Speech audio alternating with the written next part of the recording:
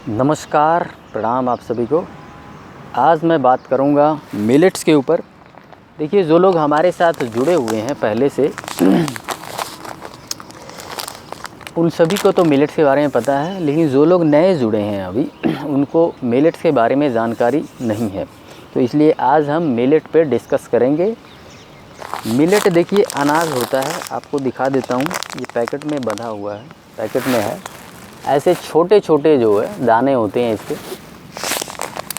अनाज होता है। तकरीबन 8-9 प्रकार के मिलेट्स हमारे देश में उपलब्ध हैं, जिनमें से 5 प्रकार के मिलेट्स को हम लोग रिकमेंड करते हैं खाने के लिए। वो 5 प्रकार के मिलेट्स कौन से हैं? लिटल, बार्नयार्ड, कोडो, ब्राउन टॉप और एक कौन सा रह गया, फॉक्सटेल। ठीक है, ये 5 प्रकार के मिलेट्स हैं जिनको हम लोग रिकमेंड करते हैं खाने के लिए। इसका कारण क्या है, हम क्यों रिकमेंड करते हैं? गेहूँ, चावल, दालों को क्यों छोड़ने के लिए कहते हैं?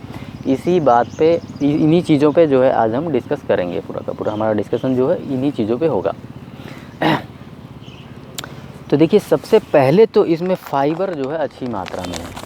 इसमें फ़ाइबर तकरीबन 6-7% से लेके आपको मिलेगा 12-13% तक। मतलब प्रति 100 ग्राम आप कहें 6-7 ग्राम से लेके 12-13 ग्राम तक इसके भीतर जो है आपको फ़ाइबर मिलेगा। फ़ाइबर की इम्पोर्टेंस क्या है? देखिए, फ़ाइबर एक तो हमारी आंतों को साफ़ करने के लिए बहुत ज़रूरी है। दूसरा, फ़ाइबर का क्या काम है? जो हमारे आंतों के जो बैक्टीरिया होते हैं उनका भोजन है। फ़ाइबर जो है उनका भोजन है। और आज की तारीख में हम भोजन इस तरह का कर रहे हैं कि फ़ाइबर हमारा जो भोजन है उसके भीतर फ़ाइबर है ही नहीं। मतलब बस नाम मात्र है, यूँ समझ लीजिए। क्योंकि जो आप दालें खा रहे हैं, गेहूँ खा रहे हैं, चावल खा रहे हैं, उनमें बहुत कम मात्रा में फ़ाइबर है। यूँ कह लीजिए नाम मात्र में फ़ाइबर है। तो हमें फ़ाइबर की आवश्यकता है। देखिए, ये अनाज हमारे देश में आज से 50 से 60 साल आप बैक जाएंगे तो खाया ही यही जाता था, यही अनाज होता था हमारे यहाँ पे। ठीक है, गेहूँ वगैरह तो बहुत बाद में आया है। मिलेट्स ही हमारे यहाँ खाया जाता था। इवन कि पंजाब में जो है कोदरा बहुत ज़्यादा मात्रा में उगाया जाता था। उत्तर प्रदेश में कंगनी, काकुम, ठीक है, ये सारी चीज़ें उगाई जाती थी और खाई जाती थी। इसकी एक और ख़ासियत होती थी कि ये बहुत कम पानी में उग जाता है। इसको बहुत ज़्यादा पानी की आवश्यकता भी नहीं पड़ती है। तो पहले के ज़माने में जो है इतना ज़्यादा पानी भी नहीं होता था, क्योंकि आज जिस तरह से हम पानी निकाल रहे हैं, जो हमारे पास टेक्नोलॉजी है, वो टेक्नोलॉजी उस टाइम नहीं हुआ करती थी। तो पानी का जो है बहुत शॉर्टेज होता था। कुओं से निकालते थे या फिर तालाब वगैरह बना के। ठीक है, तो कम पानी में ये उग जाता था। सो ये हमारे ही देश का भोजन है, हमारे ही देश का अन्न है और हमारे पूर्वज लोग खाते आए हैं। और यही कारण है कि जब हम मिलेट का सेवन करते हैं, मिलेट खाते हैं, ये ऐसे चुटकियों में पचता है, बहुत आसानी से पचता है। मतलब कि दालें, चावल, गेहूं के मुकाबले ये और जल्दी पचता है और जल्दी डाइजेस्ट होता है। जबकि इसके भीतर 6-7% से लेके 12-13% तक फ़ाइबर ही है। इसके बावजूद ये इतना ईज़ी बड़े आराम तरीके से ये पचता है। दूसरा, इसका बेनिफिट क्या है? फ़ाइबर होने की वजह से इसका जो फ़ाइबर है इस तरह से गुथा हुआ है उसके भीतर कि ये जल्दी से टूटता नहीं है। टूटता नहीं है तो फिर ग्लूकोज भी जो है आसानी से रिलीज़ नहीं होगा। ग्लूकोज को रिलीज़ होने में थोड़ा वक्त लगेगा, टाइम लगेगा, अर्थात धीरे धीरे रिलीज़ होगा। तो इससे होता क्या है, जो शुगर के पेशेंट है, जो शुगर के बीमारी, जिनके अंदर शुगर की समस्या है, उसका भी समाधान ये कर देता है। हमारे साथ तो बहुत से ऐसे लोग जुड़े हैं जो लोग शुरू में जिन्होंने मिलेट्स को खाया और उनका शुगर बहुत डाउन हो गया, क्योंकि वो दवाइयाँ भी ले रहे थे। ठीक है, तो ऐसे में आप इस बात का ध्यान देना, क्योंकि दवाइयों के पास दिमाग नहीं है। ठीक है, अनाजों के पास तो दिमाग है, माइंड है, क्योंकि ये ईश्वर ने बनाया, इसे भगवान ने बनाया, इसे पता है शरीर में जाके क्या करना है। दवाइयों के पास कोई माइंडलेस है वो। ठीक है, उनको तो बस आप डालेंगे तो वो बस कम ही कर देंगे। ठीक है, कितना कम करेंगे उनको नहीं पता है, लेकिन इसको पता है। ठीक है, अनाज, भोजन, इन सबको पता है कि कितनी मात्रा में शुगर को डाउन करना है। तो इस तरह से जो है इसका दूसरा बेनिफिट जो हमें समझ आ रहा है वो ये है कि कि अगर शुगर की समस्या है तो ये उसमें भी लाभ करेगा। तीसरा जो बेनिफिट है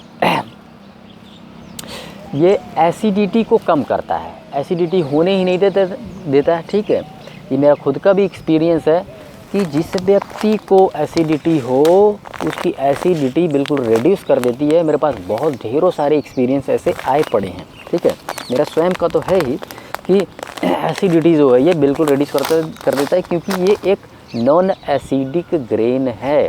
ठीक है, आप यूँ भी कह सकते हैं इसको, ये जो है ना तो गर्म है ना ही ठंडा है। ठीक है, ये मध्यम है। ठीक है, ना ठंडा है ना गर्म है, मतलब ये कफ वालों के लिए भी अच्छा है और ये जो है पित्त वालों के लिए भी अच्छा है। जिसका पित्त बढ़ा रहता है, जिसकी एसिडिटी बढ़ी रहती है, उसके लिए भी ये सर्वोत्तम है।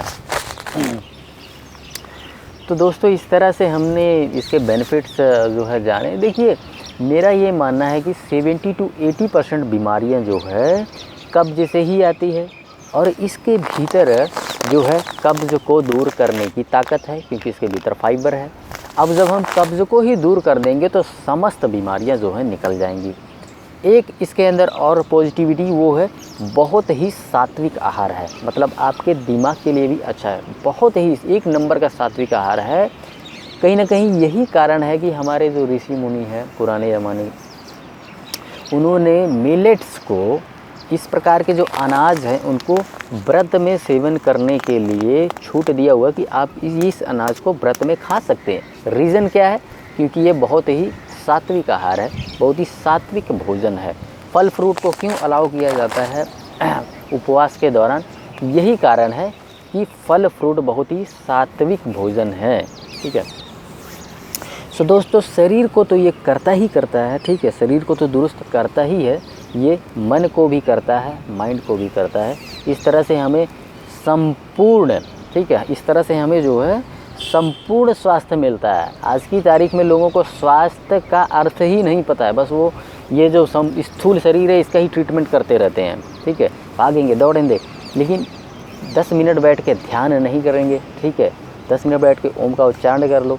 ठीक है, कुछ आध्यात्मिक बुक्स पढ़ लो, भागवत गीता जैसे श्लोक्स पढ़ लो। ठीक है, इस पे तो काम ही नहीं करते हैं, बस इस पे ही काम करते रहते हैं, इस पे ही। ठीक है, तो ऐसे तो अज्ञानता से जो है स्वास्थ्य हासिल नहीं कर पाएंगे। इवन कि हमारे साथ बहुत से लोग जुड़े हैं, जब मैं थोड़ा हट के टॉपिक्स पे बात करता हूँ लाइक भागवत गीता पे, तो कम लोग देखते हैं। दैट मीन्स उनकी जो बुद्धि है इतने तक ही सीमित है। ये जो स्थूल शरीर है, ठीक है, इतने तक ही सीमित है, यहाँ तक तो पहुँच ही नहीं पाता। जबकि दोनों चीज़ें आपस में कनेक्टेड हैं, एक साथ दोनों को ठीक करेंगे तो ही संपूर्ण स्वास्थ्य मिल पाएगा। ठीक है, दोनों एक दूसरे के साथ जुड़ी हुई है। अगर इसको ठीक नहीं करेंगे तो ये शरीर भी कहीं ना कहीं हमेशा गड़बड़ ही रहेगा, हमेशा ही अस्वस्थ रहेगा।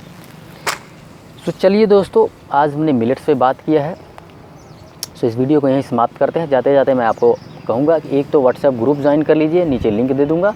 दूसरा 15-15 दिन की क्लासेस लगा रहा हूँ, जो लोग नए जुड़े हैं वो 15 दिन क्लासेस ज्वाइन कर लें। ठीक है, सो दैट मेरे पास जितना भी एक्सपीरियंस है आपके भीतर वो स्थानांतरित कर दूँ। ठीक है, 15 दिनों के अंदर, क्योंकि इसमें आप 15 दिन में सेलेक्ट करके वीडियो नहीं देखना है, आपको 15 के 15 दिन ही आना है और क्लास को लगाना है। ठीक है, क्योंकि आप सेलेक्ट करके देखोगे तो कुछ ना कुछ मिस कर दोगे, इसलिए 15 डेज़ लगातार आपको आना है। ठीक है, और इसके दोस्तों नॉमिनल से चार्जेस है 1200। ठीक है, उसको आप भेजिए और आप ज्वाइन कर लीजिए।